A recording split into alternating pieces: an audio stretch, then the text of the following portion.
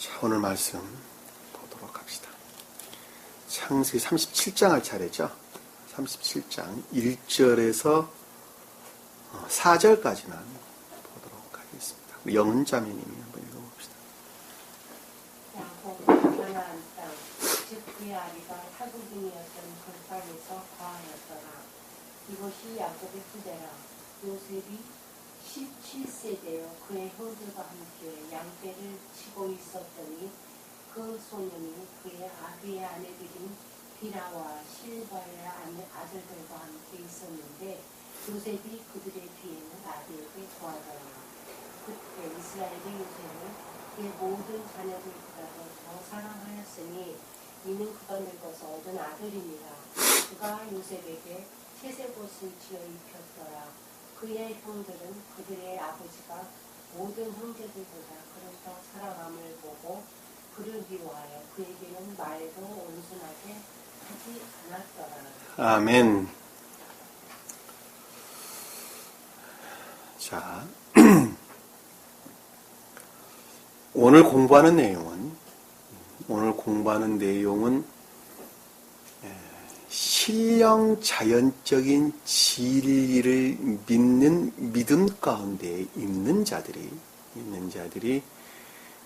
내적인 것들, 소위 말씀드리면 자연적인 진리 안에 있는 영적이고 천적인 것들을 부인하고 증오하고 또 멸시하고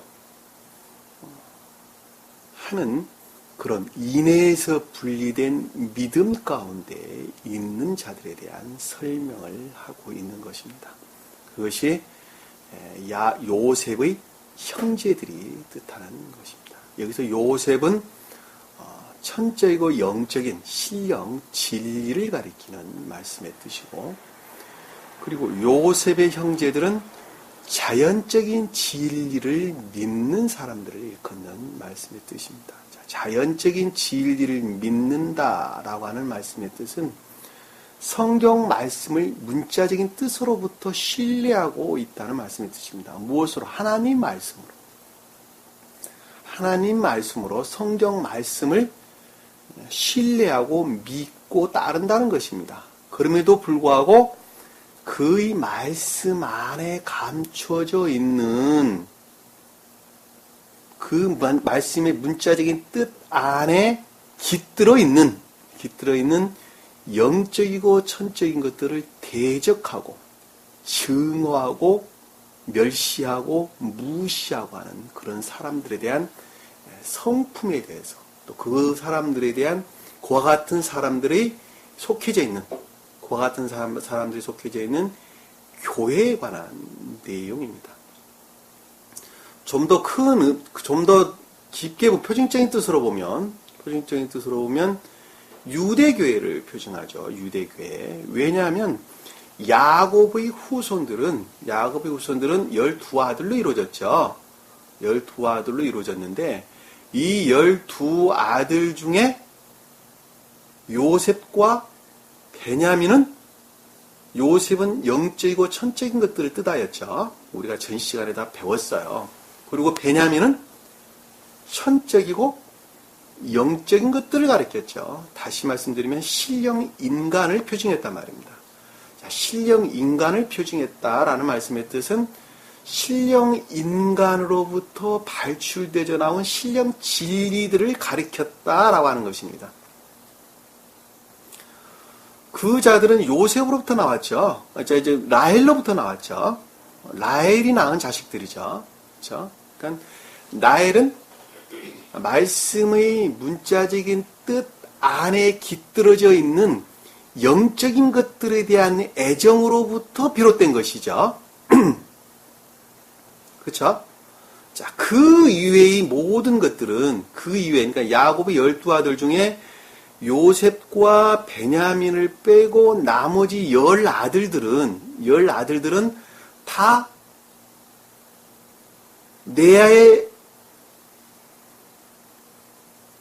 레아로부터 파생됐거나 또는 라헬의 몸종으로부터 파생됐거나 그리고 레아의 몸종으로부터 파생된 것들이죠. 그렇죠? 그냥 자연적인 진리들이라는 것을 잘 볼 수가 있어요. 자연적인 진리들. 이 자연적인 진리 안에 있는 자들이 이 말씀을 보고 그 가르침에 관한 것들을 부정하는 사람들에 대한 내용을 37장 이하에서 보게 되는 것입니다. 그렇게 해서 우리가 쉽게 떠올려 볼 수 있는 것은 요셉을 구덩이에다가 빠뜨리는 장면으로 설명돼서 나오죠. 그리고 채색된 옷들을 짐승들이 물어뜯어서 그렇게 됐다라고 설명하고 있죠. 우리가 쉽게 말의 내용들을 볼 수가 있는 것입니다. 그리고 요셉이 궁극적으로 이집트까지 팔려나가는 그런 과정, 이집트로 팔려나갔다는 가장 감관적인 것들이 측면에서 일하시는 신령 진리, 곧 영적이고 천적인 신령 진리로서 주님을 표징한다 말입니다. 그러니까 요셉이 이집트에서 왕이 반드시 돼야 되는 거예요. 왜 왕이 돼야 되느냐? 왜? 겉사람이라고 하는 가장 궁극적이고 감관적인 것들의 측면에서 신령 진리가 왕 노릇을 하지 않으면 안 된다 말입니다. 무슨 말씀 이해가 되시죠?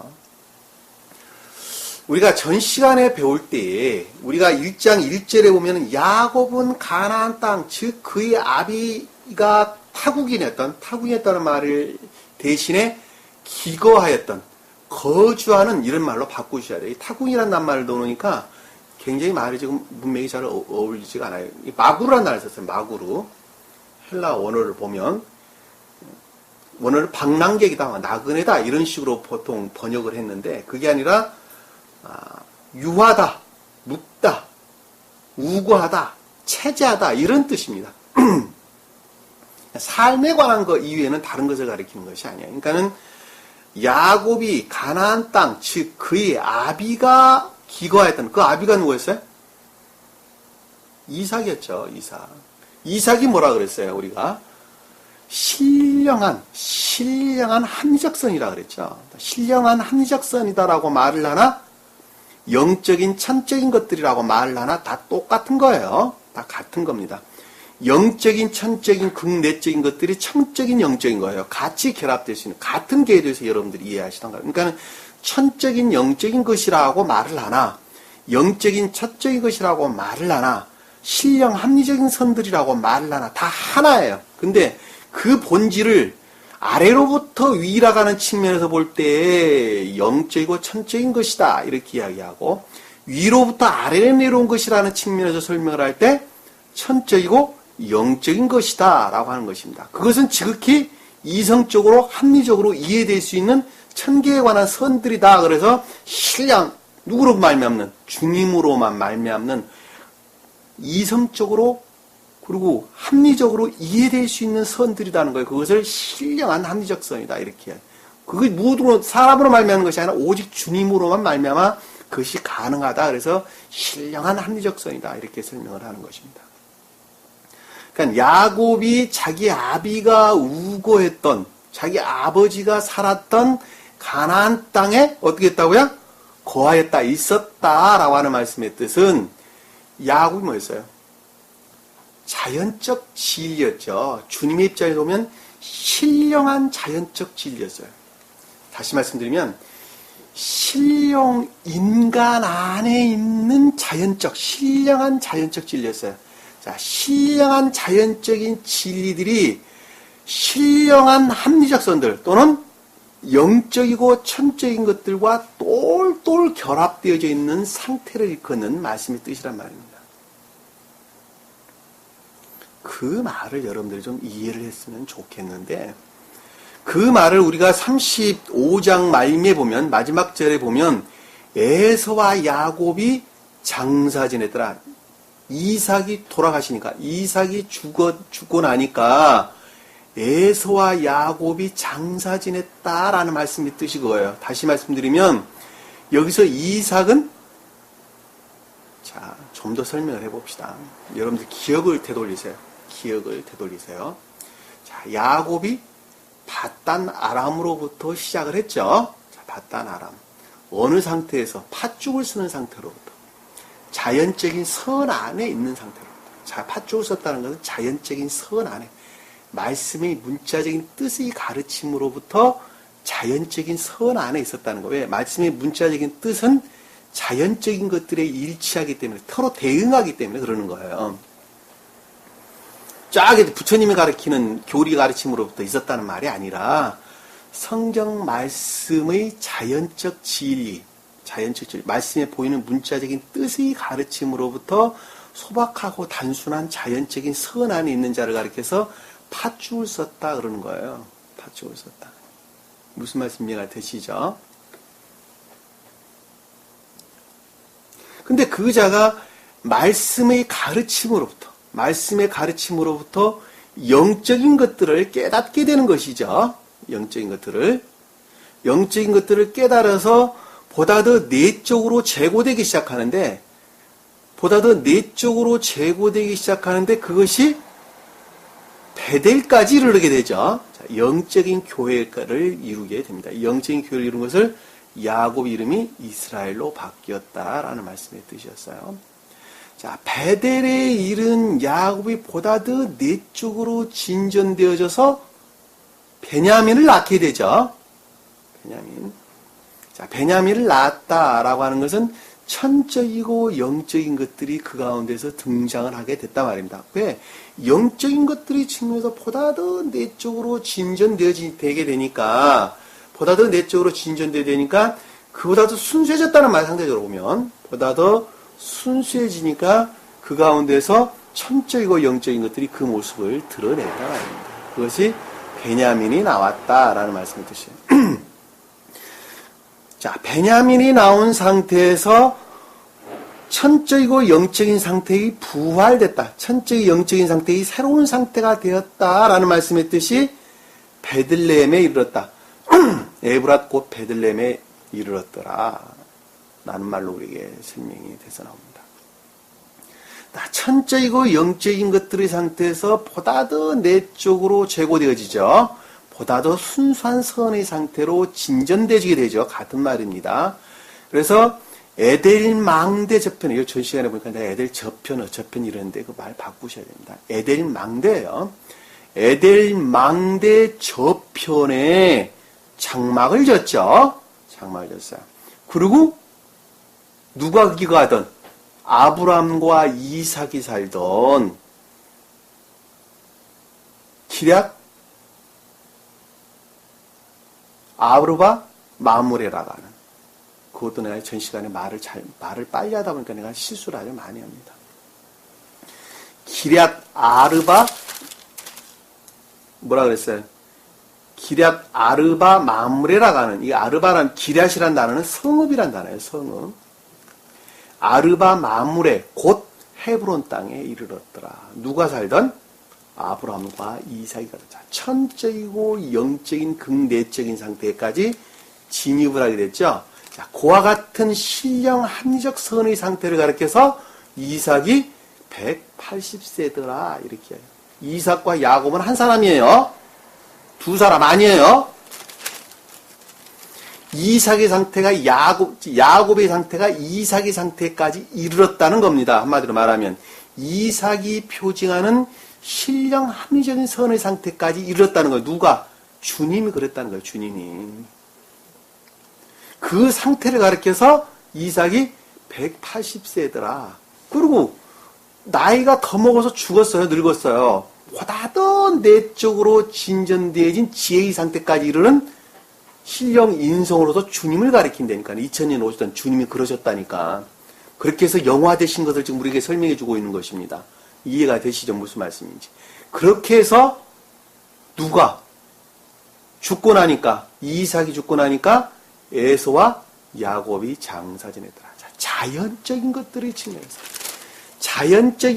측면에서 주님께서 극내적인 천적이고 영적인 신령 합리적 선의 상태와 완전히 하나로 결합되었더라. 신령 인간이 그러셨다는 거예요. 신령 인간 상태겠어요. 그 신령 인간으로부터 발출되어 나오는 진리를 가리켜서 진리를 가리켜서 여기서는 지금 뭐라고 그랬느냐? 야곱이 세대다. 야곱의 후손이다 그러는 거예요. 왜? 야곱의 신령 자연적, 신령 인간 안에 있는 신령 자연적 진리를 가리키기 때문에 그렇단 말입니다. 우리가 지금 우리는 신령 자연적 진리로부터 말씀을 배우고 있는 거예요. 성경 말씀이 신령 자연적 진리라니까. 여기 안에는 신령 자연적 진리인 이 성경 말씀 안에는, 문자로 보이는 이 성경 말씀 안에는 신령 합리적성이라고 하는 신령 영적인 것들이 있고, 그 안에 본질로 신령 천적인 것들이 담겨져 있다니까. 이게 곧 주님이에요, 주님. 신령 인간을 가리킵니다. 자, 제가 신령 인간 그러는데, 여기에 대해서 좀 더 여러분들에게 설명을 좀 해야 할 것 같습니다. 자, 신령 인간을 가리켜서 곧 주님이다. 주님은 곧 천계를 이루신 분이시다. 천계 자체가 주님이에요, 천계 자체가. 천계하고 주님이 따로 계시는 것이 아니라 천계 자체가 주님이시란 말입니다. 그러니까 천계 자체가 주님이다라고 하는 말을 다른 말로 천계 자체를 가리켜서 신령 인간이다 그러는 거예요. 자, 신령 인간이다라고 하는 말을 자주 쓰는 이유는 왜 그런가 하면, 천계 그러면 여러분들에게 와닿는 어떤 개념들이 없어요, 머릿속에. 그냥 막연하다니까. 그렇죠? 천계가 막연하잖아요. 그러니까 요즘에 교회에 속한 사람들이, 요즘 보편적인 기독교에 속한 사람들은 천계가 저 어디 하늘 꼭대기 별나라 정도에 어디 있는 줄로 안다니까요. 왜냐하면 잡히지가 않은 거거든. 손에 잡히지가 않는단 말이에요. 천계 그러니까 막연해요. 막연해. 저 어디 별나라에 있는 것인지 우리 마음 안에 있다 하는 것인지 잘 모르겠어요. 그러니까 옛날에 철학자들은 그걸 이데아다, 관념의 세계다 이런 말. 이데아란 말이 원래 관념이란 말이죠. 이데아 세계다 이런 말로. 그 다음에 무슨 동양의 철학자들은 무슨 도다, 무하다 막 이런 말로 설명을 한단 말입니다. 왜냐하면 이게 손에 잡히지가 않는다니까. 그렇게 해가지고는 성경을 가리킬 수가, 성경은 주님을 드러낼 수가 없어요. 왜? 손에 잡히지도 않고 보이지도 않는데 그걸 어떻게 가리킬 수 있다면, 합리적으로 이해를 할 수 있단 말이니까. 이해할 수가 없어요. 이해할 수가. 왜냐하면 성경은 다 이해하도록 돼야 사람이 중생을 이루는데, 이해할 수 없는 것 가지고 뭘 만든다는 것은 처음부터 불가능한 이야기입니다. 그러니까 우리가 성경을 합리적으로, 이성적으로 이해가 돼야 돼요. 합리적으로, 그리고 이성적으로 이해가 되지 않은 것은 결코 내 안에 생명을 만들어낼 수가 없어요. 주님께서 일을 하실 수가 없단 말이에요. 그러니까 성경 말씀은 합리적으로 이해를 해야 한단 말입니다. 합리적으로. 근데 우리 육체에 매여 있는, 이 감관에 매여 있는 사람들은 감관 안에 와 닿도록 하는 방법 이외에는 가리킬 수 있는 방법이 있어요, 없어요? 없다니까. 없는 거예요. 그러니까 보이는 것 같기도 하고 안 보이고, 안 보이는 것 같기도 보인다. 부처가는 말이죠. 있는 것 같은데 없고 없는 것 같은데 있다. 다 부처님이 하신 말씀 아닙니까? 왜냐하면 감관으로는 와 닿지 않는데 개념으로는 그것이 있다는 거예요. 그 말이 얼마나 어렵냐고요. 야, 이렇게 갖고는 도저히 안 되겠다. 그러니까 주님께서 창세기를 쓰셨어요. 뭐라고 썼냐? 야, 내 모양 똑같이 사람을 만들자. 우리 한번 볼까요? 창세기 한번 봅시다. 창세기 1장 한번. 창세기 1장. 창세기 1장 26절 한번 봅시다. 26절. 창세기 1장 26절. 하나님께서 말씀하시기를 우리의 형상대로, 하나님이 자기 형상대로요. 우리의 형상대로, 우리 모습에 따라 사람을 만들자. 그랬죠. 사람을 만들자. 그리하여 그들로 바다와 고기, 밑에 그건 놔두고 27절에 보니까 하나님께서 자신의 형상대로 사람을 창조했다. 사람의 모습이 천개다는 거예요. 천개. 사람의 모습이 곧 주님이라는 거예요. 천개가 사람 모습과 똑같이 생겼다는 거예요. 한마디로 말하면 모양과 형상대로 생겼다는 거예요. 그러니까 사람을 보면 천개를 그려볼 수가 있다라고 하는 겁니다. 천개를 그려볼 수가 있다는 거예요. 그래야지 이제 개념이 여러분들이 머릿속에 들어오잖아요. 천계가 어떻게 생겼다는 건 개념적으로 여러분들이 대충 그려진단 말. 아, 천계는 사람과 똑같이 생겼구나. 그래서 그걸 가르쳐서 신령 인간이다 그러는 거, 신령. 왜? 사람 모습과 똑같은 신령한 천계에 계신 사람이라니까. 그쵸? 그러면 사람을 잘 뜯어보면, 사람을 잘 탐구하고 조사해보면 천계에 관한 것들에 대해서 알 수 있다라는 말로 우리가 바꿔 설명해 볼 수 있어요. 그러니까 스베덴 보리사들은 그것을 대응이라는 개념으로 우리에게 설명해 주고 있단 말입니다. 인체, 우리 육과 영의 대응계, 천계와 우리 육체의 대응 관계에 대해서 수도 없는 페이지를 할애를 해서 설명을 하는 것을 우리가 잘 볼 수 있단 말입니다. 왜? 사람을 잘 뜯어보면 천계에 대해서 알 수 있을 것이기 때문에 그렇단 말입니다. 무슨 말씀 이해가 되시죠? 그럼 사람에 대해서 한번 뜯어보자. 사람을 뜯어보자. 자, 사람은 가만히 봤더니, 날아가는 한 사람을 가만히 봤더니, 영이 있고, 육이 있더라. 요즘 세상에서 하는 말로는 정신이 있고, 멘탈이라고 그러죠, 멘탈. 정신, 뭐 이런 말로. 마음, 멘탈 붕괴됐다, 이런 말 많이 쓰는데, 정신이 확 나갔다는 것이 한마디로 말하면, 넋을 났다. 뭐 그렇게 얘기해 볼 수 있겠죠. 마음이 있고, 정신이 있다, 마음이 있다, 영이 있다. 그걸 영이라고 그러는 거예요, 다른 말로. 영이 있고. 그리고 그것과 결합되어져 있는, 그것을 담고 있는 육이 있죠. 그러니까 영과 육이 있다는 거예요. 영과 육이 있어요. 자, 영이라고 하는 것은 상태로 있는 것이죠. 그렇죠? 눈에 보이는 것이 아니에요. 그냥 상태로 있는 거예요, 상태로. 그런데 그 상태에 속한 것들을 담고 있는 육이 있죠. 그렇죠? 이 육이 있단 말입니다. 그런데 가만히 살펴보세요, 여러분들이. 곰곰이 생각해 보시면은 철저하게 우리 육은 영에 수종들고 있죠. 종로로 타고 있단 말입니다. 예를 들면 내가 여기 리모컨을 만져야 되겠다라고 영으로부터 지시를 받아서 내 손가락이 움직이는 것입니다. 그렇죠? 내가 말을 해야 되겠다라고 지금 어떤 것들을 생각하는 것으로부터 내 입이 수고하고 있는 것이죠. 왜? 입이라고 하는 육체를 통해서, 육체의 부분을 통해서 그것들을 드러내고 있다라고 하는 것을 잘 볼 수가 있단 말입니다. 그러니까 우리가 여기서 쉽게 이해해 볼 수 있는 것은 영과 육은 철저하게 1대1 대응 관계에 있다는 것을 쉽게 이해해 볼 수가 있어요. 이 대응이 분리되어지는 순간에 육은 소멸되는 거예요. 소멸되는 거. 예를 들면 이 손가락 끝에다가 고무줄을 칭칭 감아놓게 되면 분리가 돼, 신경이 끊어지게 되겠죠. 그러면서 이 손가락이 썩어서 그것이 죽는다는 것을 우리는 뭐 아주 국민학교 다니는 초등학생들이라면 아주 잘 알 수 있는 내용입니다. 그러니까는 우리 영과 육은 철저하게 1대1 대응 관계에 있다는 것을 잘 볼 수 있습니다. 자, 여기서 우리가 아주 중요한 것을 하나 발견을 하는데 뭘 발견을 하느냐면 영으로 계시는 천계 자체를 가리키시는 또는 신령 인간 되시는 그 주님으로부터 주님과 이 자연계하고는 철저하게 1대1 대응 관계에 있다는 것을 잘 볼 수 있어요.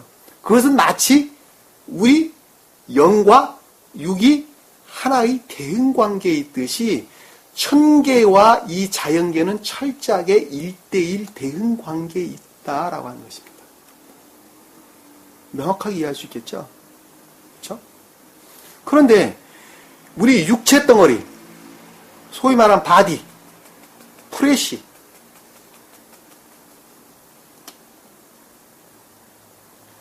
히브리어로는 바사르. 히브리어 바사르가 맞나? 바사르가 맞을 겁니다.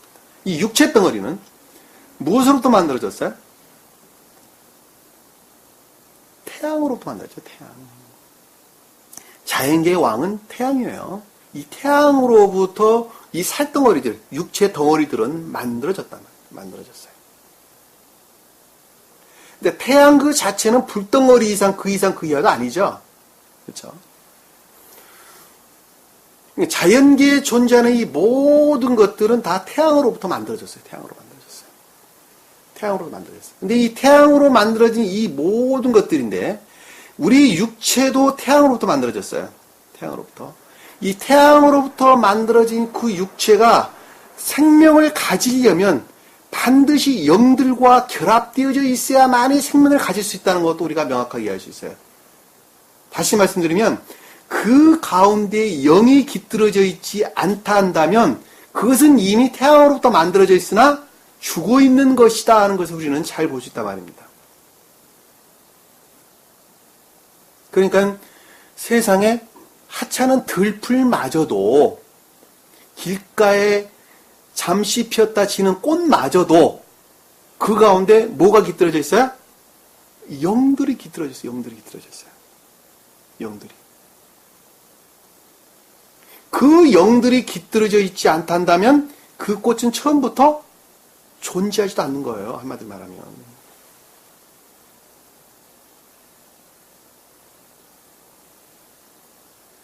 그러니까 자연계에 있는 모든 피조물들 안에는 어느 주님이 그 가운데 깃들어져 있다는 것을 잘 볼 수 있어요. 내 육체가 태양으로부터 만들어져 있는 내 육체가 그럼에도 불구하고 영과 결합되어져 살아있는 것처럼 영이 분리되어지는 순간에 죽는 것처럼 천계에 대응하는 자연계에 있는 모든 피조 만물들도 그 가운데에 영을 깃들어져 있기 때문에 주님이 그 가운데 영으로 임재하고 계시기 때문에 현존하고 계시기 때문에 그것들이 살아있는 것입니다. 주님께서 다 창조하신 거예요. 그래서 주님께서 창조하셨다는 말이 그 뜻이에요. 그럼 태양은 뭡니까? 천개의 태양은 주님이고 그 대응으로 있는 게 이 땅의 태양이라니까. 그 태양 그 자체가 주님 자신의 표지가 않는다면 그 태양 자체는 이미 소멸되고 없었을 것이라니까요. 그러니까 태양은 뭐 하는 거예요? 주님을 돕는 도구로 필요한 거예요. 그것은 마치 내 육이 내 영을 돕는 도구로서 존재하는 것처럼 이 땅에 있는 태양은 주님 자신을 돕는 도구로 그것이 필요한 거예요.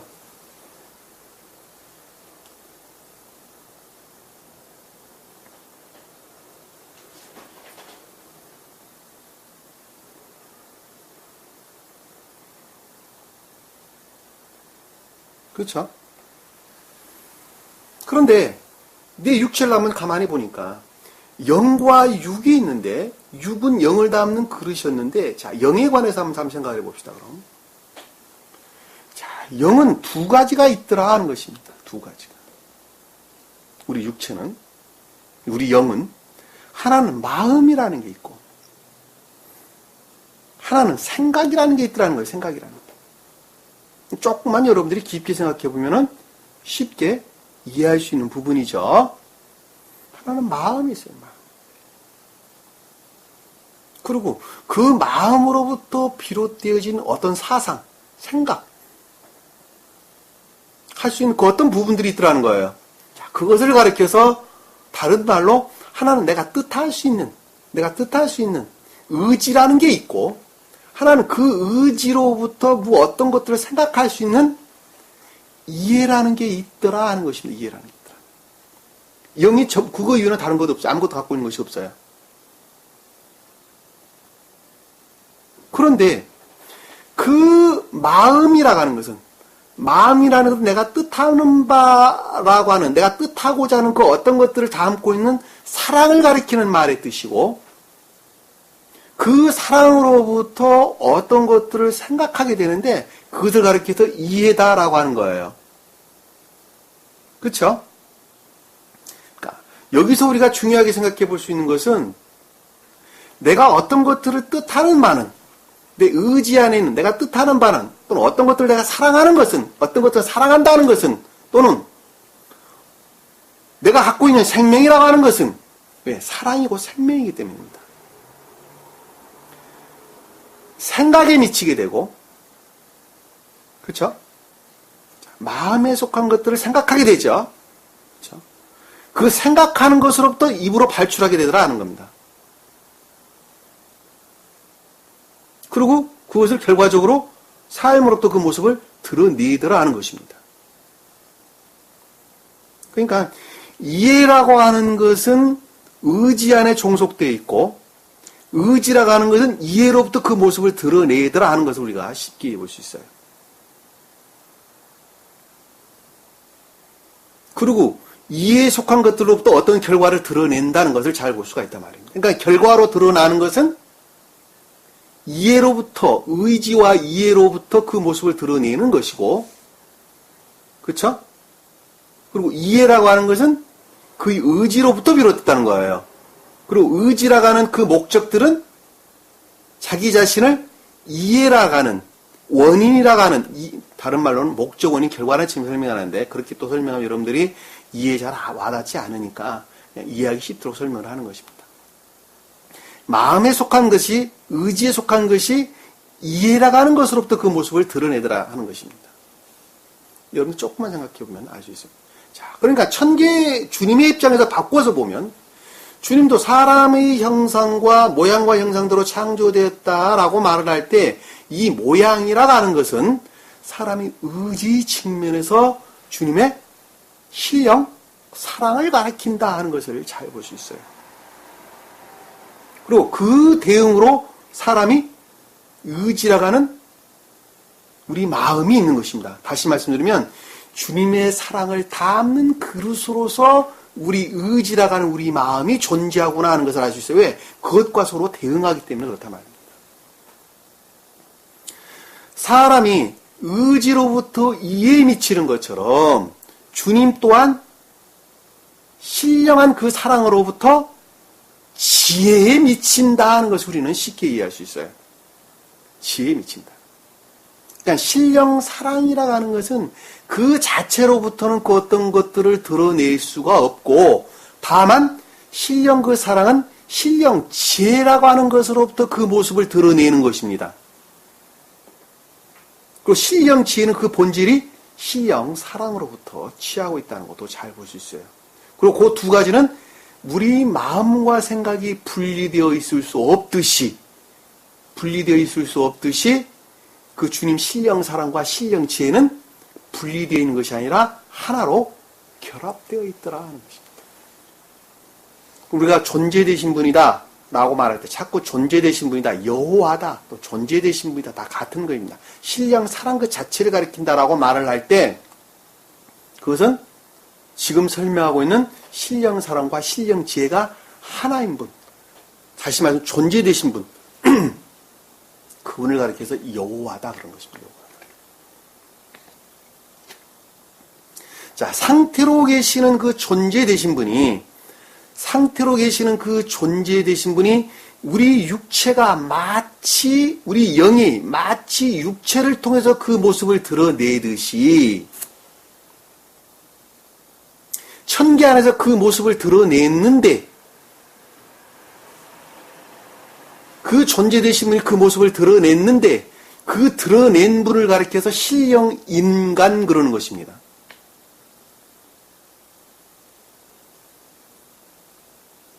그러니까 신령 인간과 존재되신 분은 두 분이 아니고 한 분이라는 것을 잘 볼 수가 있어요. 한 분이라는 것을. 그 신령 인간 되시는 신령 인간 안에 존재되신 분을 가리켜서 다른 말로 신령선이다 그러는 겁니다. 신령선이다. 신령 인간 안에 신령선으로 말미암는 신령 지혜를 가리켜서 신령 진리다 그러는 것입니다. 무슨 말씀 이해가 되시죠? 그러니까는 신령 인간을 가리켜서 다른 말로 신령선과 신령 진리 이외에는 다른 것을 가리키는 것이 아니란 말입니다. 그러니까는 2000년 전에 오셨던 예수 그리스도 그분께서 모계적 인성을 벗으시고 영화되셨죠.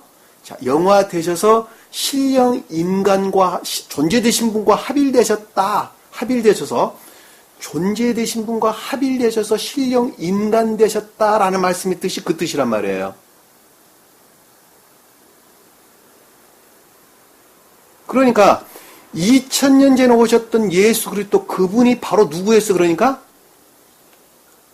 존재되신 분이었어요. 왜? 그분이 신령 인간 되셨다니까. 신령 인간 되신 분은 존재되신 분과 한 분이기 때문에 2000년 전에 오셨던 예수 그리스도 그분은 곧 존재 되신 분이다. 존재 되신 분.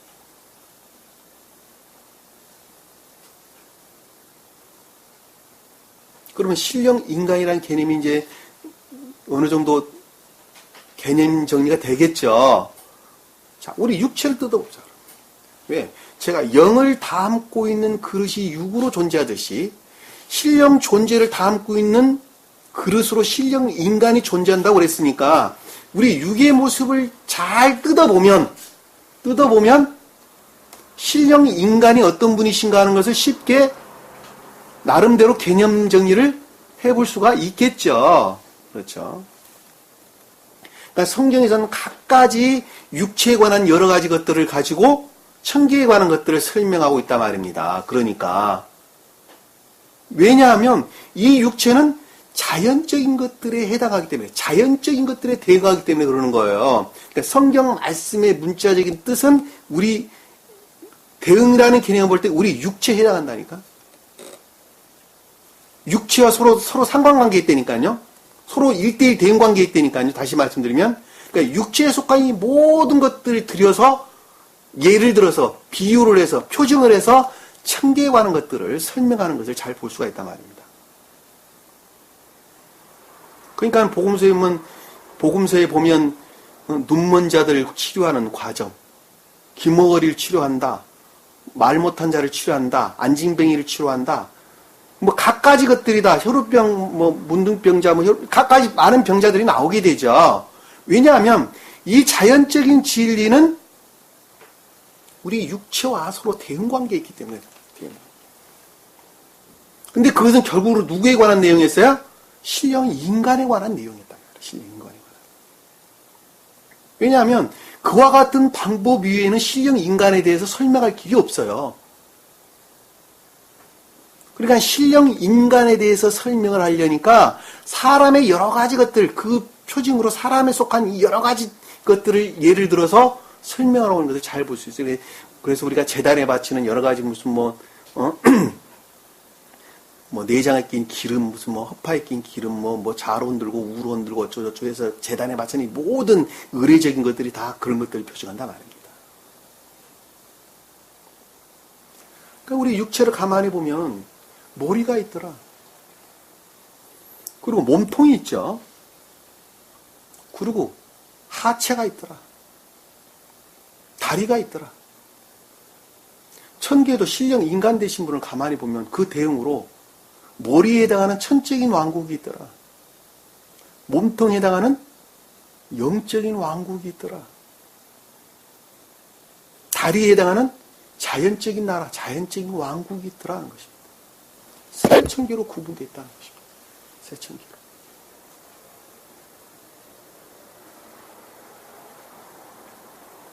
그런데 우리 육체가 생성되어지는 과정을 보면 난자와 정자가 서로 결합을 하게 되죠. 결합을. 그리고 제일 먼저 뭐가 생기게 되죠? 이런 거 의사들한테 물어보면 잘할 텐데. 특히 산부인과 의사들한테 물어보면 머리가 생기게 되죠. 태아가 생기는 순서예요. 머리가 생겨야 된다, 머리가. 머리와 중추신경이 생깁니다. 중추신경.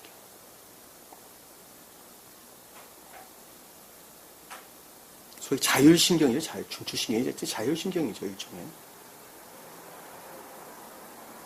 자, 여기서 보면 머리는 주님의 신령사랑을 또는 신령선을 같은 말입니다. 그리고 자율신경, 중추신경계는 신령지혜를 또는 신령선과 결합된 신령진리를 표징한다는 것을 우리는 명확하게 이해할 수 있어요. 태아가 제일 먼저 생긴다니까요, 그것이. 머리가 제일 먼저 생기는데 중추신경계가 같이 생긴다니까. 그 다음에 뭐가 생기죠? 그것들로 말미암는 영적인 사랑들이 나오는 거예요. 심장이 생긴다, 심장. 왜냐하면 한 사람 육체가 생성되어지는 과정이 천계에서 천사적인 주님 인간이 형성되어지는 거하고 똑같다니까요. 왜? 서로 대응관계에 있다니까. 그리고 심장이 생기게 됩니다. 심장은 어디에 있어요? 우리 몸통에 있죠. 영적인 선들, 영적인 사랑들이 그 가운데 생긴단 말입니다. 그 영적인 사랑, 신령 사랑에서 비롯된 신령 지혜, 신령 지혜로 말미암아 영적인 사랑들, 영적이고 천적인 사랑들이 그 가운데서 나오게 되고, 자, 그것으로부터 지혜가 나오게 되죠. 심장이 생기고 난 다음에 뭐가 나오게 돼요? 놀라지 마세요. 눈이 생기게 돼요, 눈이. 태아가 만들어질 때. 그런 거 그냥 컷으로 보지 마세요, 그러니까. 그런 다큐 같은 거 보실 때. 눈이 생기게 됩니까, 눈이?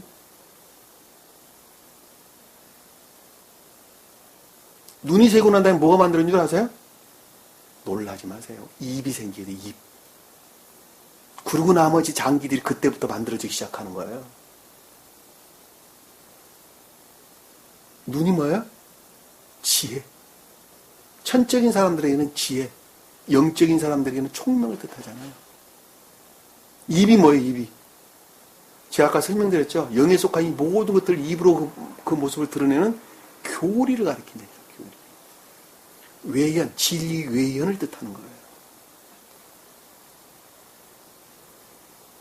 그것으로도 모든 것들이 파생되어져 나오는 것입니다. 그 다음에 우리 몸에 속한 갖가지 장기들이 그 다음에 나오는 겁니다.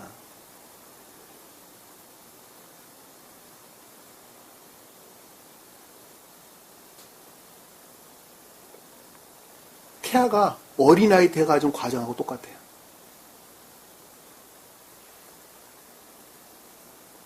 머리에 행하는 천적인 왕국이 있고, 몸통에 해당하는 영적인 왕국이 있고, 다리에 해당하는 자연적인 왕국이 있다는 겁니다. 근데 이 세계는 분리되어 있는 것이 아니라 하나로 똘똘 결합되어 있는 거예요. 그리고 다리는 궁극적으로 다리가 하는 역할은 모든 것들, 천적인 것들을 통해서 영적인 것들로 말미암는 궁극적인 것들 안에서 철저하게 수종드는 역할을 하고 있다는 것을 우리는 쉽게 이해해 볼 수 있단 말입니다. 이 다리에 해당하는 이 모든 것들이 자기 마음대로 놀지 아니하고 철저히 위 것들 안에, 위에서 지시한 것들 안에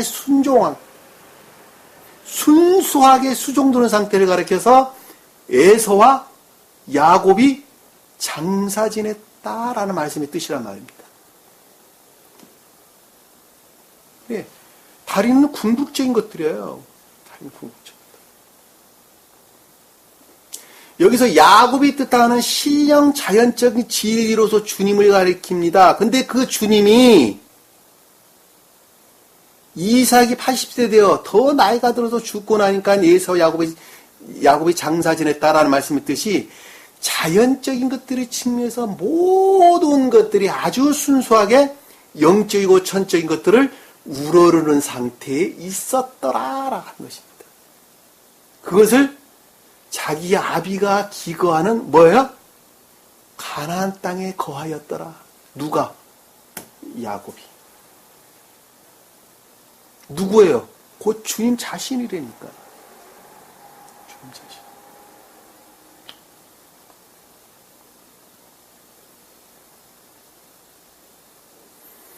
신령 인간으로 말미암는 신령 인간 안에 있는 신령 선과 신령 진리 그 자체를 가리키는 신령 인간으로부터 신령 진리들이 천계를 통해서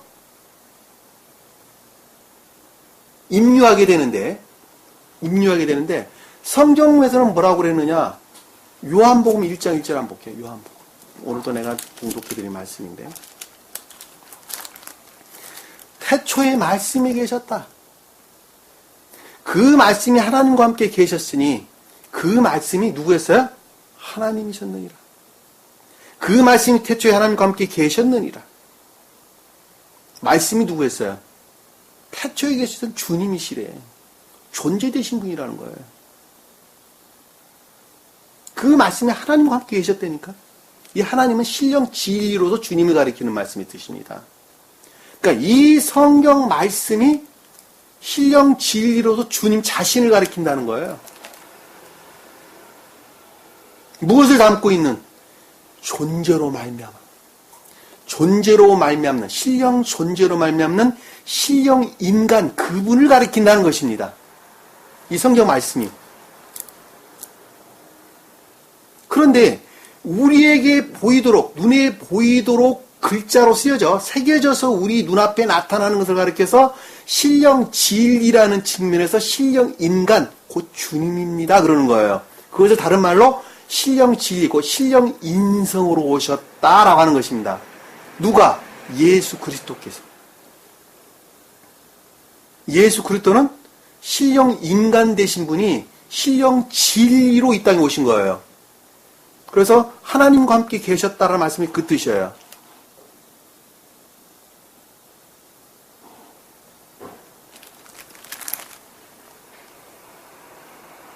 그러니까 신령 인간 되신 분이 육체의 몸을 입고 이 땅에 오셨던 예수 그리스도, 그분은 신령 진리로 오신 거예요. 신령 진리로. 왜 신령 진리로 오셨습니까? 무너진 교회를 새로 세우시려니까 진리 이외에는 방법이 없어요. 왜? 아까 제가 설명을 드렸잖아요. 사랑 그 자체이신 주님께서는 진리로부터 그 모습을 드러낸다고 했어요. 그러니까 진리가 없이는 그 모습을 드러낼 수가 있어요, 없어요? 없다니까. 내가 마음으로만 품고 있는 그 어떤 것들은 그 모습을 드러내려면은 그 도구가 필요하다니까요. 내가 영혼자매님 정말 사랑합니다. 사랑합니다. 내가 마음으로만 생각하고 있다면 그거 드러낼 방법이 있어요, 없어요? 없다니까. 뭐가? 그것을 드러낼 도구가 필요하다니까요. 말로서 그것을 하든지, 어떤 물질로서 그것을 대신하든지, 행동으로 무엇을 보이든지, 그런 게 필요하다니까. 근데 주님께서는 그 도구는 뭐예요? 신령선에서 발출되어 나온 그것을 신령 진리다 그러는 거예요. 그러니까 선이라는 것은 진리로부터 그 모습을 드러내는 거예요. 그 진리는 순수하게 무엇으로부터 그 생명을 취하고 있어 그러니까 선으로부터 취하고 있다. 그러니까 이 성경 말씀이 신령 인간으로서, 신령 인간으로서 주님, 그리고 신령 인간으로부터 발출되어 나온 신령 진리입니다라고 말을 할 때, 신령 인간은 제가 아까 설명을 드리기를 천적이고 영적이고 자연적인 뜻이 있습니다. 자연적인 왕국을 가리킵니다. 그분이 곧 천계입니다. 그러니까 천계에는 천적인 사람이 있고 영적인 사람이 있고 자연적인 사람이 있더라는 것입니다. 왜? 천적인 사람은 그 의지와 이 안에 천적인 사람과 지각을 담는 사람들. 영적인 사람들은 그 의지와 이 안에 영적인 선과 그에 속한 총명을 담는 사람들. 자연적인 사람들은 그 안에, 그 마음 안에 자연적인 선과 자연적인 선에서 비롯된 이해를 담는 사람들이랍니다.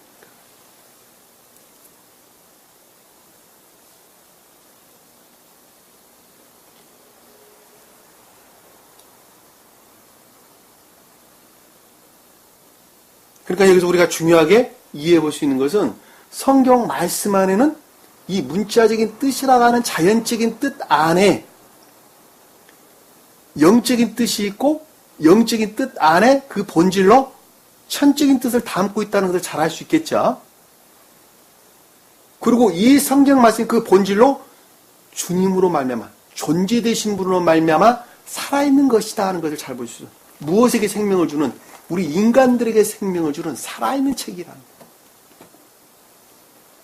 그러니까 요한복음 그 아래 보면 뭐라고 기록되어 있어요? 하나님께서 보내심을 받은 사람이 있었으니 그 이름은 누구라 그랬어요? 요한이다.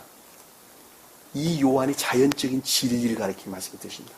다시 말하면 성경 말씀, 자연적인 사람들 안에 자연적인 사람들이 쉽게 보고 이해할 수 있도록 문자적인 뜻으로부터 그 모습을 드러내고 있는 이 성경 말씀을 가리켜서 요한 그러는 것입니다.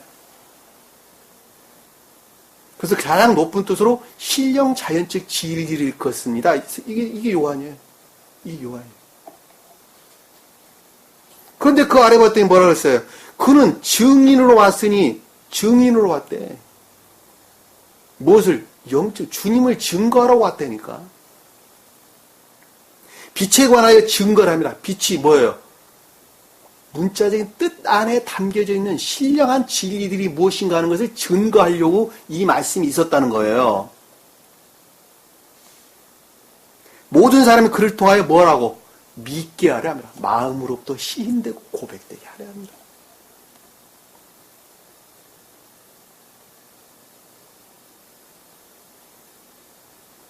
10절에 보는 그가 세상에 계셨고 세상이 그에 의하여 지음받았으나 그럼에도 불구하고 세상은 어떻겠다고요? 그를 알지 못하더라.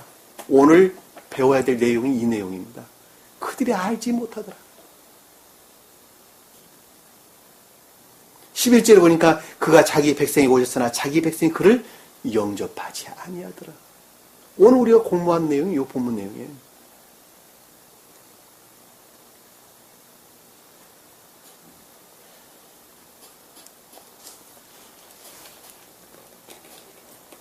그럼 우리가 본문에서 야곱이 뜻하는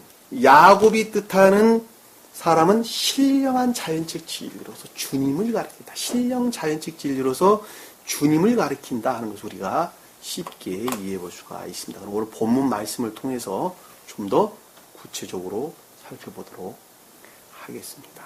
자, 야곱은 아까 제가 살펴봤어요. 가나안 땅, 즉 그의 아비가 기거하던 그 땅에 거하였더라라고 하는 것은 신령 자연적 진리, 주님 입장에서 신령 자연적 진리를 가리킨다 하는 것을 우리가 잘 볼 수 있어요. 무엇과 결합된 신령 합리적인 것들과 똘똘 하나로 아주 순수하게 결합되어 있는 신령한 자연적 진리, 곧 주님 자신을 가리킵니다. 신령 인간 안에 계시는 신령 자연적 진리를 가리킨다 하는 것입니다. 2절에 보니까 이것이 야곱의 후대다. 야곱의 후대다라고 하는 것은 신령한 자연적 진리로부터 파생된 사람들에 관한 내용이다라고 하는 것입니다. 신령한 자연적 진리들을 믿는 사람들에 관한 내용이다라고 하는 것입니다. 다시 말씀드리면 신령, 자연적 진리에 일치해서 주님을 믿는 사람들에 대한 말씀이다라고 하는 것입니다. 이 말을 다른 말로 설명하면 말씀의 문자적인 뜻들의 가르침을 주님의 말씀으로 믿는 사람들에 대한 내용이다라고 하는 것입니다.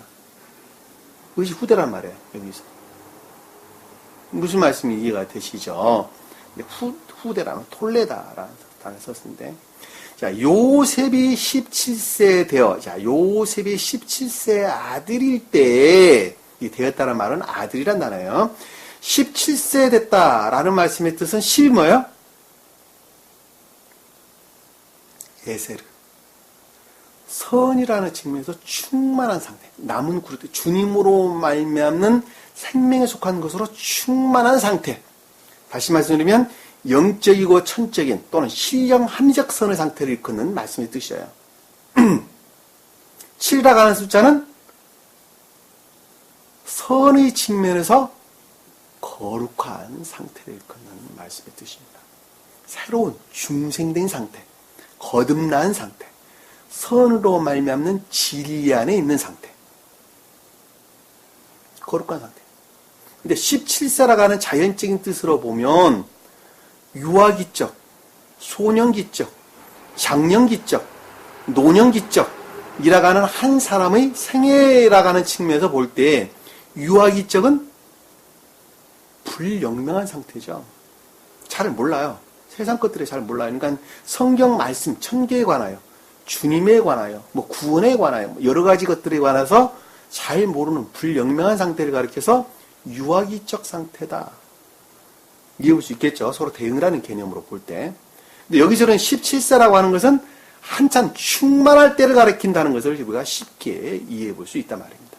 왜? 17세는 이제 성인 되기 직전의 상태죠. 모든 것들이 왕성할 때죠.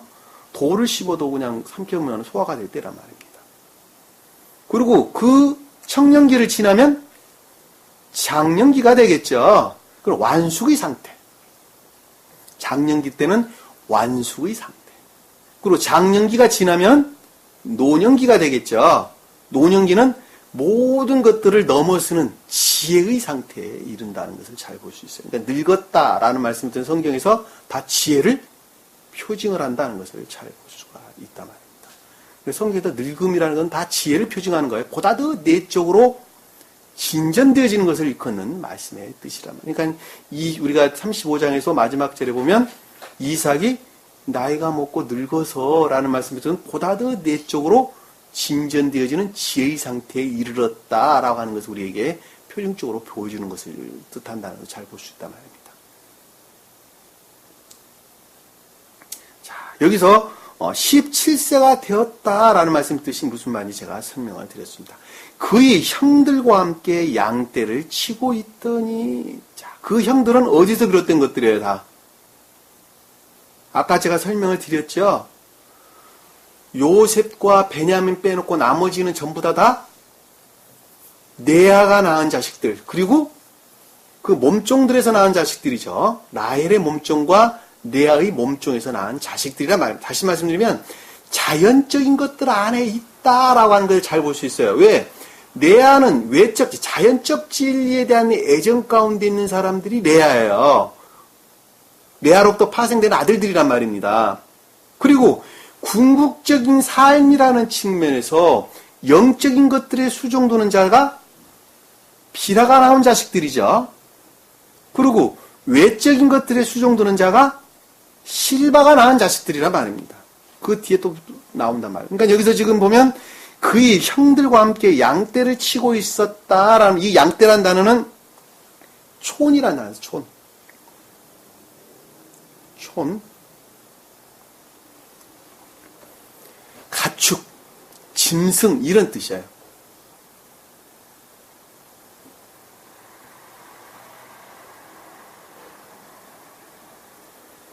우리가 예전에 많이 살펴봤던 단어죠.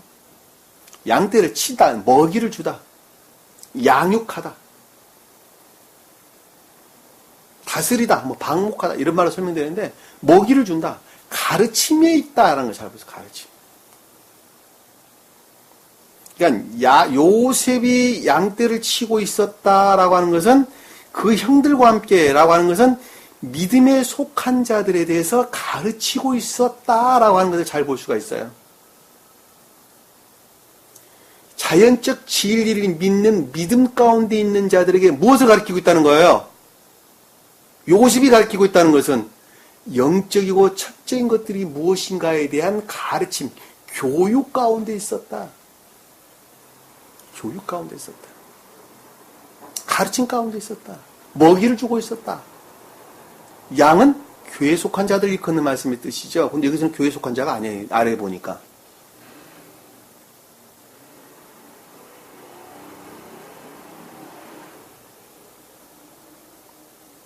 양치를 땅에 치고 있었는데 그 소년이 그의 아비의 아내들인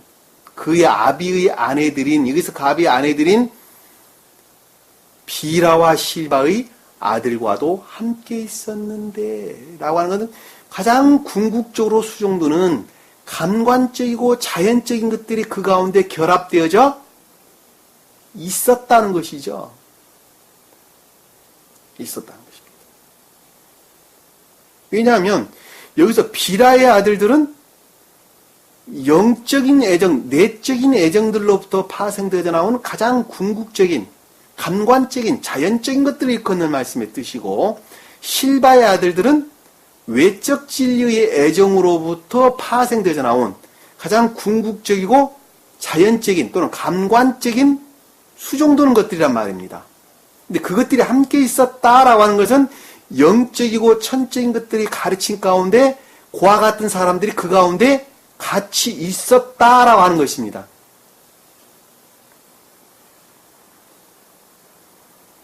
이해될 수 있겠죠? 그랬던데 요셉이 그들의 비행을 아비에게 고하더라. 그들의 비행이 뭐예요? 요셉이 볼 때 그들이 비행이라고 말한다는 것은 무슨 뜻이에요, 그럼? 요셉이 그들의 행동하는 짓들이 보니까 그들을 가리켜서 비행이라고 했단 말이에요. 나쁜 짓을 했단 말이에요. 사악하고 나쁜 짓을 했다. 다시 말씀드리면 영적이고 천적인 것들, 다시 말해 신령 인간으로부터 파생되어져 나온 신령 진리들이 어떻게 했다고요? 진리들로부터 어떻게 했다고요? 그들의 악행들이 드러났다. 그들의 악행들이 드러났다. 여기서 우리가 중요하게 이해해 볼 수 있는 건 뭐예요? 이 야곱의 형제들과 비라와 실바가 낳은 자식들은 인해에서 분리된 믿음 가운데 있었다라고 하는 것을 우리는 쉽게 이해해 볼 수 있겠어요. 결론을 내면. 왜냐하면 그들의 비행이라는 것은 신령 인간으로 발출되어 나오는 신령 진리에 대항하고 있기 때문에 비행이라고 지금 설명하고 있는 거 아니겠습니까? 명확하죠? 왜냐하면 신령 진리들에 비춰볼 때 그들이 악하고 사악한 것들을 드러내고 있었다는 것입니다. 다시 말씀드리면 신령 진리들은 인애에 관한 것, 사랑에 관한 것 이해는 가리키는 것이 아무것도 없어요. 그런데 그것들에 대항해서 그 비행이들이 드러났다라고 하는 것은 다른 말로 설명을 하면 그 사람들로부터 분리되어져 단순하게 이 진리들을 믿는 자연적인 진리 안에 있었다라고 하는 것을 잘 볼 수가 있다 말입니다.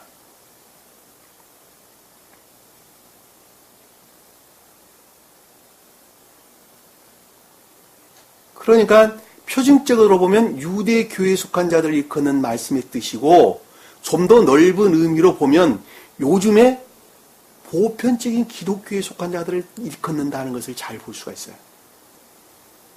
왜냐하면 요즘에 지금 시인되어지는 이 모든 사람들은 보편적인 기독교, 제가 보편적인 기독교회다라고 하는 것은 성경 말씀이 읽혀지는 모든 교회를 가리켜서 보편적인 기독교회 그러는 것입니다.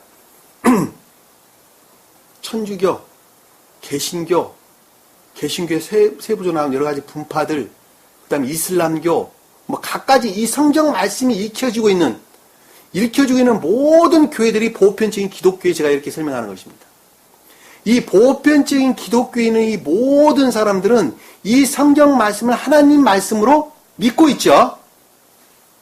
그런데도 불구하고 영적인 것들에서 분리된 자연적 진리들을 믿고 있다는 것을 잘 볼 수 있어요. 자연적 진리 안에 머물러 있다는 걸 잘 볼 수 있어요.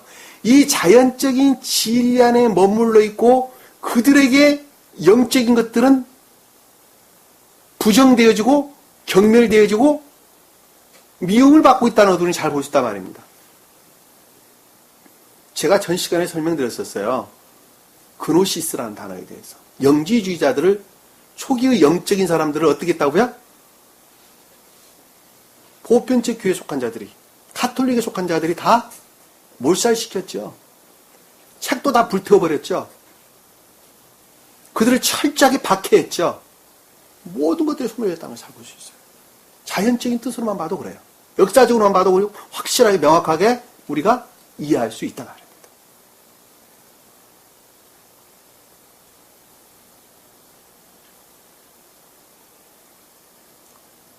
단순한 믿음의 교리에 속한 자들은 인해에서 분리될 수밖에 없습니다. 그러니까. 그리고 그들은 이 성경 말씀이 문자적인 뜻 안에 담겨져 있는 영적이고 천적인 것들에 대해서 철저하게 증오하고 경멸하는 거예요. 그러니까 그 못된 짓들을 다 하는 거예요. 여기 지금 보면 그러는 거예요.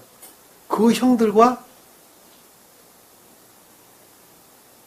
그리고 비라와 실바가 낳은 자식들이 다 그 사람들을 표정한다.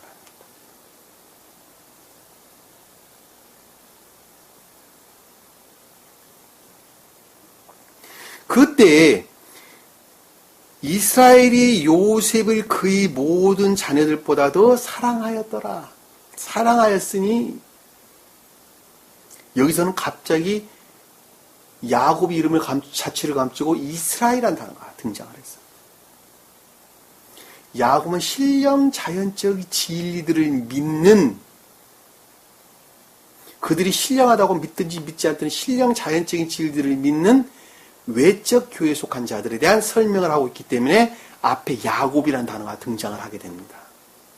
왜냐하면 야곱은 제가 아까 설명드렸던 것처럼 신령 자연적 진리로서 주님을 표정하기 때문입니다. 여기서 지금 이스라엘이다라고 하는 것은 영적인 것들이죠. 자, 신령 영적인 것들. 자, 신령 인간으로서 신령 영적인 것들을 뜻하는 것입니다.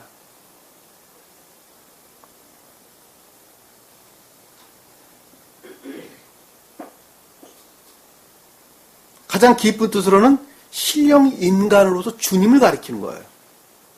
이스라엘이. 제가 신령 영적인 것이다 라는 말은 아까 제가 설명을 드렸어요. 영적이고 천적이다, 천적이고 영적이다, 신령 합리적인 것들이다, 합리적 선이다, 여러 말로 제가 설명을 드렸었는데 그건 문장의 주제에 따라서 그 내용들이 조금씩 바뀔 뿐입니다. 그건 곧 주님 자신에 관한 내용이에요. 그러니까 여기서 이스라엘이다 라고 하는 것은 신령 영적인 것들의 측면에서 신령 인간으로서 주님을 가리킨다는 것을 잘 볼 수 있어요. 제가 전자에 여러분들에게 쭉 설명했던 내용들을 어렴풋이나 어떤 개념들이 여러분들 안에 형성되어 있다 한다면 제가 지금 설명드리고 있는 내용을 충분히 이해할 수 있으라고 봅니다. 요셉을 그 모든 자녀들보다, 그 모든 아들들보다 더 사랑하였으니. 그렇죠. 영적이고 천적인 것들과 서로 결합되어 있었다. 사랑한다는 것은 결합되어 있었다는 것이죠. 아하브. 결합되어 있었으니. 이는 늙어서 얻은 아들입니다. 자, 늙어서 얻은 아들입니다. 라는 것은 어렸을 때부터 소년기가 되고 장년기가 되고 노년기가 되어서 그것들을 낳았다라는 말씀의 뜻이죠. 그렇죠? 새로 얻은 것들이라니까, 새로 얻은 것들.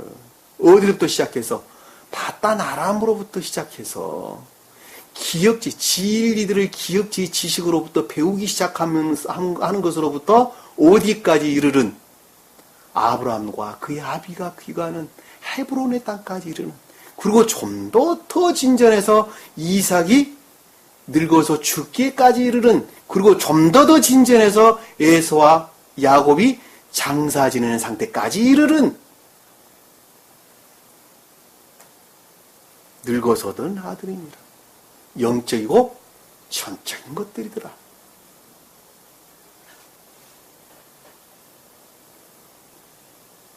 그가 요셉에게 채색 옷을 지어 입혔더라. 채색 옷을 지어 입혔다. 채색 여러 가지 색깔들이 나는 속옷을 지어 입혔더라. 속옷은 뭐예요? 겉옷은 자연적인 진리라. 속옷은 영적인 진리더라. 또는 영적인 천적인 진리더라. 내적인 진리들, 한마디로 그냥 퉁쳐서 내적인 진리들. 자, 내적 진리들에서 비롯된 채색되었다. 여러 가지 색깔들을 내는 것들이었다는 거예요. 이해가 되시죠? 다시 말씀드리면 내적 진리에서 비롯된 진리들의 외연이었다라고 하는 것입니다. 진리들이 외연이라는 말은 그 뜻이에요. 그러니까 내적 진리로부터 생명에 속한 그 어떤 것들이 나왔는데, 의지에 속한, 사랑이란 속한, 선에 속한 그 어떤 것들이 나왔는데, 그 선으로부터 취한 진리들의 외연이었다라고 하는 것입니다. 그것들을 만들어냈다는 거야. 만들어냈다니까. 채소옷을 입혔다니까 그랬으니까. 이 채색 옷을 지어 입혔다라고 하는 단어를 좀 한번 찾아보도록 하겠습니다. 이 채색이라는 단어는 성경에서 두루 설명되어 있는데 한 군데만 찾아보도록 합시다. 사무엘하 한번 볼게요. 사무엘하 13장 18절 한번 봅시다. 13장 18절. 그때 그녀가 채색 옷을 입고 있었는데 이런 옷들은 처녀인 왕의 딸들이 입는 것이더라. 왕이 뭐예요? 신령 진리로서 주님을 표징하죠. 신령 진리로 말미암는 내적인 진리들로부터 그 외연을 드러내고 있는 교회에 속한 사람들을 공주 그러는 것입니다. 이 공주는 교회예요. 왕들의 딸들이 교회에 속한 사람을 가리키는 말의 뜻이에요. 왕이 낳은 딸이 뭐예요? 그러니까 공주라 그러죠? 그 공주가 다른 걸 가리킨 것이 아니라 교회라니까. 그러니까 그들은 채속옷을 입을 수밖에 없게 돼 있다니까. 우리 복음서에는 뭐라고 이야기를 했어요? 야, 너희 광야에 왜 나오냐? 바람이 휘날리는 갈대를 보러 왔느냐? 아니다. 아름다운 옷을, 부드러운 이 옷을 입은 사람은 어디 있다 그랬어요? 왕국에 있다. 이 부드러운 옷이라는 신령 진리를 가리킨다니까. 신령, 왕으로 말미암는, 그러니까 신령 진리로 말미암는 내적 진리 안에 있는 사람들을 가리켜서 부드러운 입은 사람은 왕궁에 있다. 복음서 내용 마침이잖아요.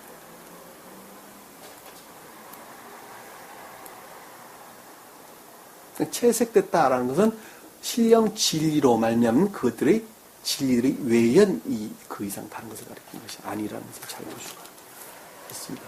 이 옷이라고 하는 단어는 성경에 아주 많이 등장을 하는데 이 옷에 관해서 한번 찾아보도록 합시다. 이 본문에서는 캐토네트라는 단어를 썼습니다. 속옷, 여자들이 입는 옷, 여러 가지 말로 설명되더라. 소매가 달린 옷, 이런 식으로 무릎까지 내려오는 소매가 달린 옷이다. 이런 말로 설명되어 나오는데 그냥 한마디로 퉁쳐서 속옷, 내적 진리를 일컫는 말씀의 뜻이다. 또는 영적인 진리다. 또는 내적 진리다. 이런 말로 우리가 쉽게 이해해 볼 수가 있습니다.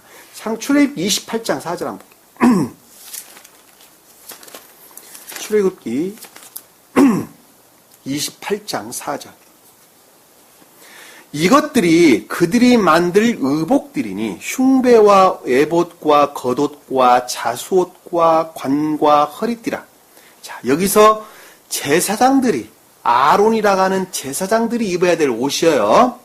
자, 성경에 보면 아론과 아론의 아들들과 레위들이 나오는데 아론은 천적인 왕국에 속한 자들이 구원의 대업을 이루시는 신령 인간으로서 주님을 표징합니다.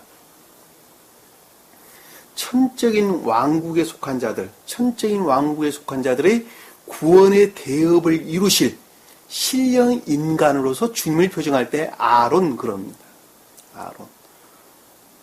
그 다음에 영적인 왕국에 속한 자들의 구원의 대업을 완성하실 신령 인간으로서 주님을 가리켜서 아론의 아들 그런 것입니다. 아론의 아들. 딱 제사장들이에요. 왜 어떨 때는 아론 그러고 어떨 때는 아론 아들 그러고 어떨 때는 레위 그럽니까? 이 레위는 자연적 왕국에 속한 자들, 자연적 천계에 속한 자들의 구원의 대업을 완성하실 신령 인간으로서 주님을 가리킵니다. 그러니까 이 제사장들은 신령 인간으로서, 신령 선의 측면에서 주님을 가리켜서 제사장 그러는 것입니다. 자, 그 자에게, 그러니까 신령 선의 측면에서 주님을 가리키는 그것도 천적인 왕국에 속한 사람들, 천적인 왕국에 속한 사람들이 구원의 대업을 완성하실 신령 인간으로서 주님을 가리키는 그들이 여기서는 이제 아론과 그 아들들이에요. 보면 28장 1절은 너는 형 아론과 그 아들들을 그와 함께 내게로 오게 하여 그에게 옷을 입히는 건데 그것이 지금 뭐라고 그랬냐 봤더니 흉배다. 흉배는 뭐예요? 가슴바지. 사각형으로 된 가슴바지죠. 정사각형으로 된. 그것은 신령선으로부터 빛을 바라고 있는, 빛을 내고 있는 신령 진리를 가리켜서 가슴바지 그러는 거예요. 이해가 되시죠? 무슨 말씀인지. 에봇은 뭐예요? 가슴바지 안쪽에 입는 법복이에요. 법복. 소위 말하면. 그리고 겉옷은 뭐예요? 겉옷은 여기서 겉옷은 아론의 아들들이 뜻하는 영적인 것들을 가리키는 거예요. 영적인 것들. 그 다음 여기서 자수옷이 우리가 본문에 보고 있는 캐토네트라는 단어 똑같은 거예요. 캐토네트. 속옷을 가리키는 말씀의 뜻이에요. 속옷. 우리가 속옷 있죠? 속옷 위에 외투 입죠? 옷 입죠?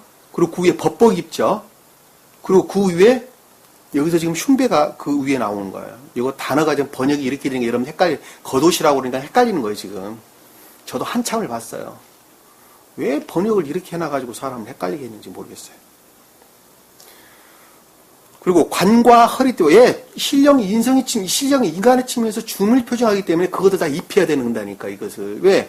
천적이고 영적이고 자연적인 것들, 그리고 그것들에 바라는 신령 진리를 가르치기 때문에 여기서 흉배와 에봇, 겉옷, 자수옷, 그리고 관은 지혜를 뜻한단 말입니다. 허리띠는 하나로 결합되어 있는 선과 진리의 결합을 가리키는 말씀의 뜻이라는 것을 우리가 쉽게 이해해 볼 수 있어요. 그들이 내 형 아론과 그 아들들을 위하여 거룩한 의복을 만들어 그가 제사장 직분으로 나를 섬기도록 하라. 제사장은 신령 선의 측면에서 신령 인간, 곧 주님을 가리키는 말씀의 뜻이라는 거예요.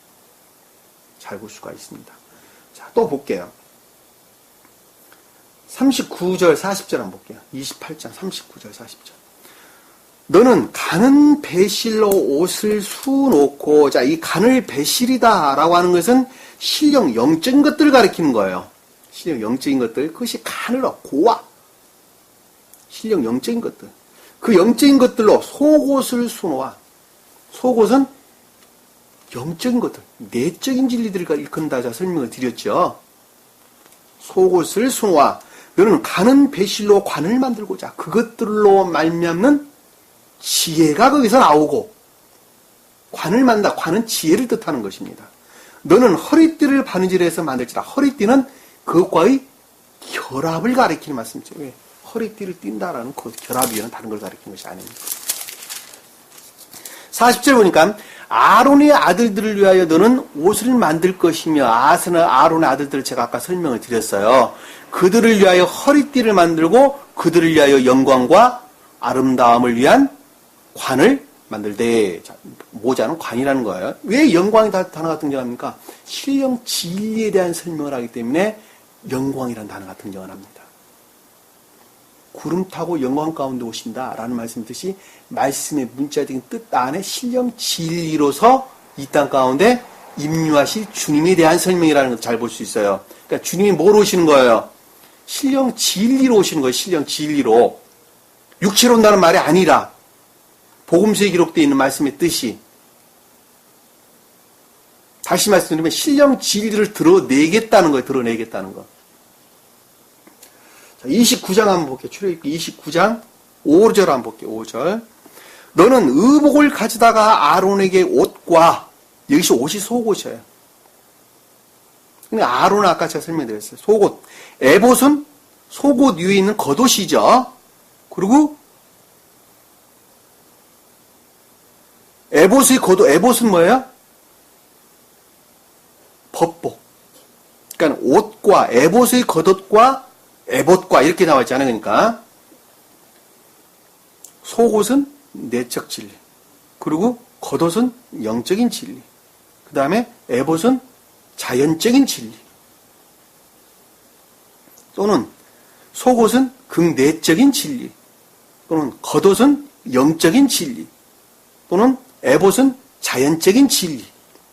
흉배는 그 세 개가 결합되어져 빛을 발하는 신령 진리를 여러분들 이해력이 와닿도록 설명을 합니다. 그렇게 설명드릴 수가 있겠습니다. 정교한 허리띠를 띠게 하라 라고 하는 것이 하나로 결합되게 한다는 말씀이 뜻이죠. 하나로 결합되게 한다. 이런 말씀들이 다 가운데 담겨져 있는 거예요. 그냥 써져 있는 것이 아니라. 6절에 보면 그 머리에는 관을 씌우고 그 관 위에 거룩한 왕관이라고 씌워라. 이것은 신령 인간이신 주님을 표징한다는 것을 잘 볼 수가 있습니다. 신령 인간의 주님을. 그러니까 그 위에다가 분 기름을 가져다 그 머리에다 붓고 바를지어다 라고 하는 것은, 머리는 그 머리에서 붓는다는 것은 모든 것들이 신령 사랑으로 충만하다는 말씀의 뜻이죠. 여러분들 머리에다가 물을 한번 부어보세요. 다리까지 촉촉하게 다 적시잖아요. 그러니까 머리에다 그 기름을 붓는다는 것은 신령 사랑으로 충만한 상태를 가리킨다는 것을 잘 볼 수가 있단 말입니다.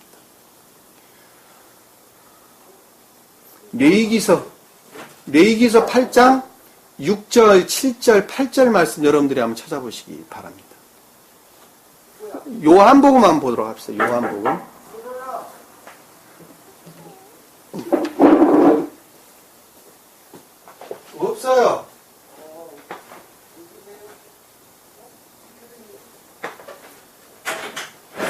예배드리고 있거든요. 없어요.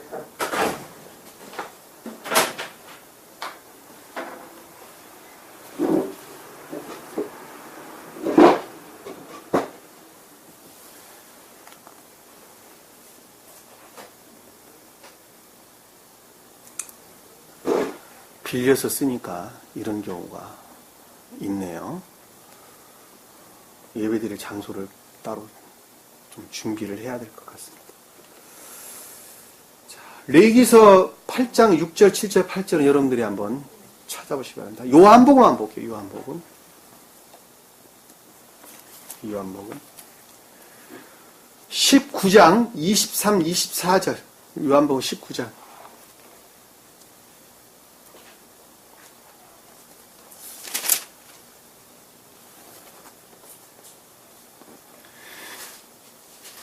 요한복음 19장 23, 24절 한번 볼게요. 그때 병사들이 예수를 십자가에 못 박고 나서 주의 겉옷을 들고 4조각으로 나누어 각자 한 조각씩 가졌으며, 자, 여기서 겉옷은 히마티온.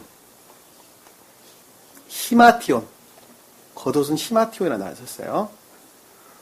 나누어 가지며 한 조각씩 가지고 또 그의 속옷도 가지니 그 속옷은 잊지 않고 위로부터 통으로 짠 것이라. 겉옷은 그들이 4조각으로 나누었죠. 4조각으로 나누었다라는 것은 공정과 공의가 완전히 파괴했다. 신령선과 그것과 결합된 신령진리로도 주님 자신을 가리키는 공정과 공의가 훼손됐다. 파괴됐다라는 말씀의 뜻을 4조각으로 나누어 가졌다.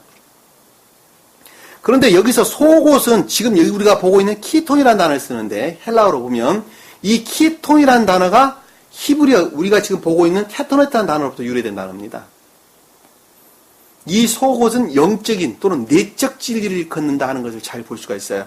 속옷을 또 가지니 그 속옷은 잊지 않고 위로부터 통으로 짠 것이라. 그러므로 그들이 서로 말하기를 그것을 찢지 말고 누가 가질 것인가를 제비를 뽑자. 제비를 뽑는다는 말은 무슨 말이에요?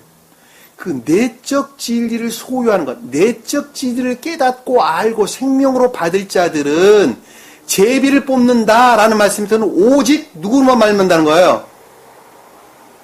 주님으로만 말미암는다. 주님으로만. 오직 주님으로만 말미암는다. 제비 뽑는다는 말이 그 뜻이에요.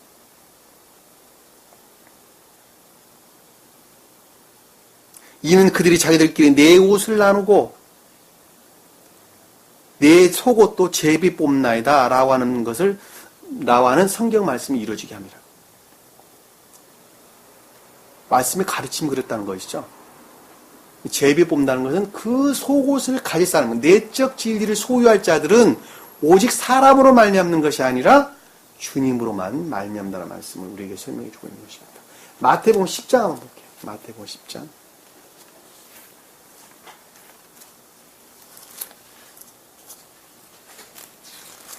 9절 10절 한번 볼게요. 마태복음 10장 9절 10절. 너희는 돈 주머니에 금이나 은이나 놋을 가지고 다니지 말지니. 여기서 너희는 허리띠에 금이나 은이나 놋을 가지고 다니지 말라라고 하는 것은, 허리띠는 뭐예요?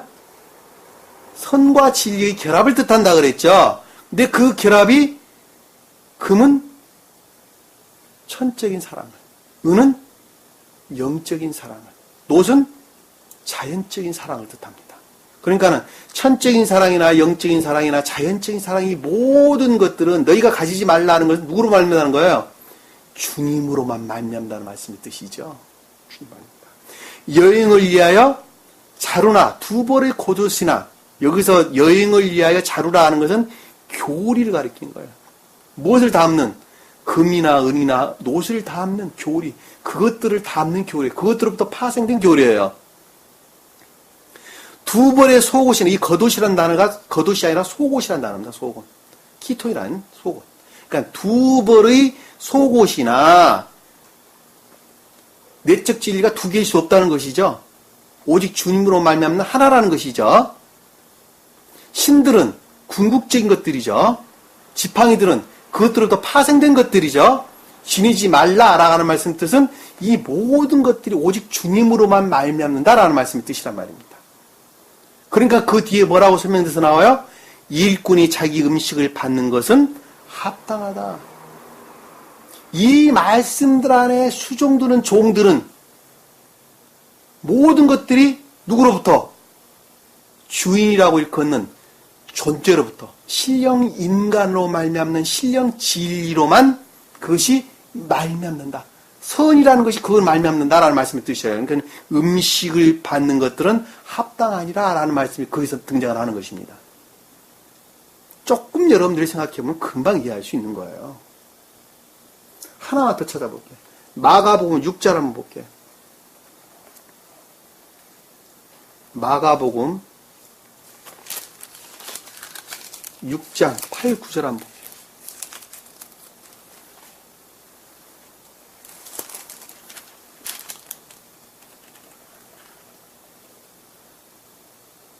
자, 명하시기를 여행을 위하여 지팡 이외에는 자루나 양식이나 돈주머니에 돈도 넣지 말고, 자, 여기 볼게요. 자, 같은 단어예요, 사실은. 같은 말입니다. 여행을 위하여 지팡이는 능력이죠. 자루는 교리죠. 양식은 선이죠. 돈주머니는 척대, 허리띠, 끈을 가리키는 말씀이 뜻입니다. 허리띠. 돈주머니가 아니에요. 끈이에요. 돈도 지니지 말라는 것은 모든 것들이 주님으로 말미암다는 것이죠. 능력도 주님으로, 교리도 주님으로, 선도 주님으로, 진리도 주님으로, 그것과 하나 되는 것도 또한 주님으로 말미암다는 것입니다. 신은 시대 두 벌 겉옷도 갖지 입지 말고, 신은 궁극적인 것들을 일컫는 말씀의 뜻이죠.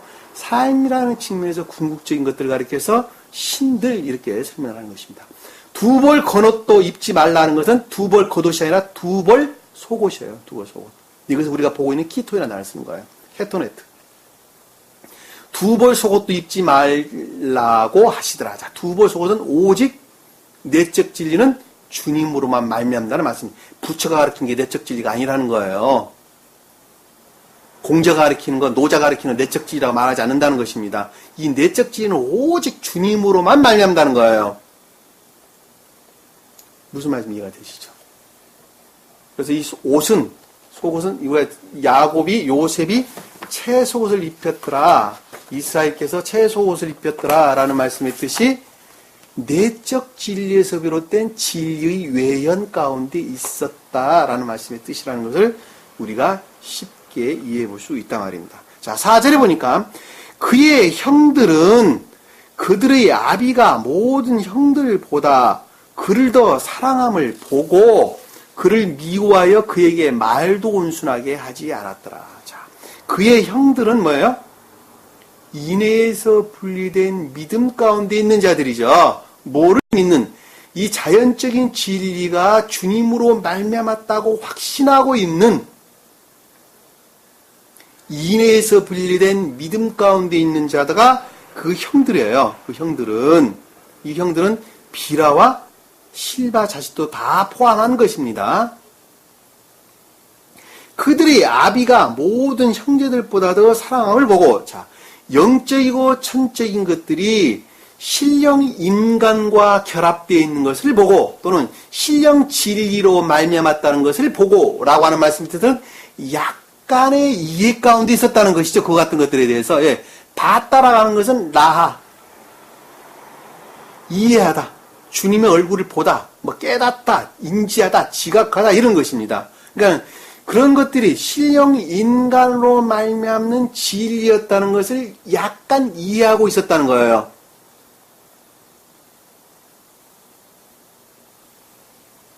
그런 사람들 많이 있죠.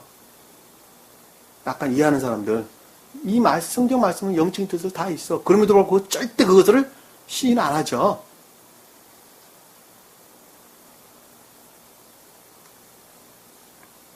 그를 미워하여 영적이고 천적인 신령 지혜에 대해서 증오했다.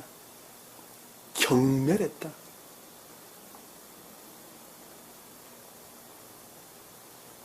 그에게 말도 온순하게 하지 않았더라. 자, 말이라는 것은 그것들이 다스린 통치, 인도받기를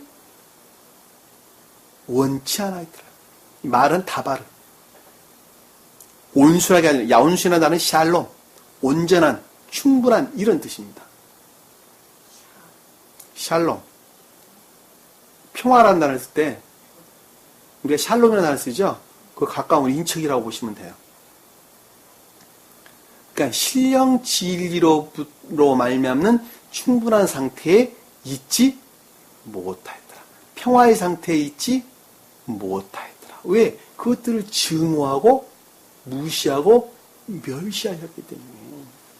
요즘 보편적인 기독교에 속한 천주교나 카톨릭이나 개신교나 또는 이슬람교나 할 것 없이 모든 보편적인 기독교에 속한 모든 사람들이, 거의 대부분 사람들이 다 이와 같은 사람들입니다. 요셉이 그 형제들과 같은, 오늘 지금 본문에 설명하고 있는 그 형제들과 같은 사람들입니다. 그리고 그들에 의해서 영적인 것들이 지옥으로 떨어지는 것을 가리켜서 요셉이 구덩이에 떨어졌다. 그럼에도 불구하고 그 가운데 자연적인 소박한 순수한 선안에 있는 자들이 미디안 백성 이렇게 나오게 되는 것입니다. 미디안 백성들이 그걸 뜻하는 거예요. 그들에 의해서 애굽으로 요셉이 팔려나게 되는데 그 가운데서 이라는 감관적인 것들 안에 머물러 있으나 그럼에도 불구하고 교회에 속한 것들이 아무것도 없는 미디안 백성 같은 이방인들에게 교회의 순수한 자연적인 소박한 교회의 외적인 자연적이고 순수한 소박한 선 안에 있는 감관적인 사람들 안에서 일하는 신령 진리로도 주님을 가리켜서 이스라엘 땅에 팔려간 요셉이다 이렇게 이야기하는 것입니다. 그 요셉이 그래서 총리가 되게 된 것을 우리는 잘 볼 수 있습니다. 그것들의 계속적인 가르침으로 말미암나 7년 동안 흉년을 만날 것이다. 교회에 속한 것들이 아무것도 남지 않을 것이다. 그럼에도 불구하고 기억지라는 측면에서 충실하게 저장되어 있는 것들이라 한다면, 무엇이 영적인 것들이 저장되어 있는 것들이라 한다면 그것들로부터 새로운 생명들을 잉태하여 나올 것이다 라는 것을 7년간 흉년을 만날 것인데, 그 흉년을 만나는 동안에 잘 참고했다가 곡식을 모아놓게 된다 한다면 10년 흉년 들을 때 백성들이 굶지 않고 잘 살 것이다 라는 말로 우리에게 큰 틀에서 보면 설명되어 나오는 것입니다. 그리고 완전히 멸망된 교회에 속한 자들이 요셉을 찾아서 이집트로 내려온 야곱과 그 후손들이 요셉을 찾아서 내려온 것을 잘 볼 수가 있습니다. 그렇게 해서 출애굽기가 창세기가 이제 종말로 거의 끝나져가는 과정으로 우리에게 설명돼서 나오게 됩니다. 큰 틀에서 제가 설명을 드렸습니다. 주신 말씀 마음속에 깊이 각인하시고 한 주간도 승리하는 저와 여러분 되기를 간절히 축원합니다. 자, 기도하겠습니다. 사랑의 주님, 오늘도 주님께서 귀한 말씀 주신 것 감사드립니다. 천개의 생명이 무엇인지 오늘 다시 한번 마음속에 깊이 각인케 하시고, 날아가는 한 사람이 어디에 머물러 있는지 다시 한번 깊게 생각해 보시도록 은혜 베풀어 주옵소서.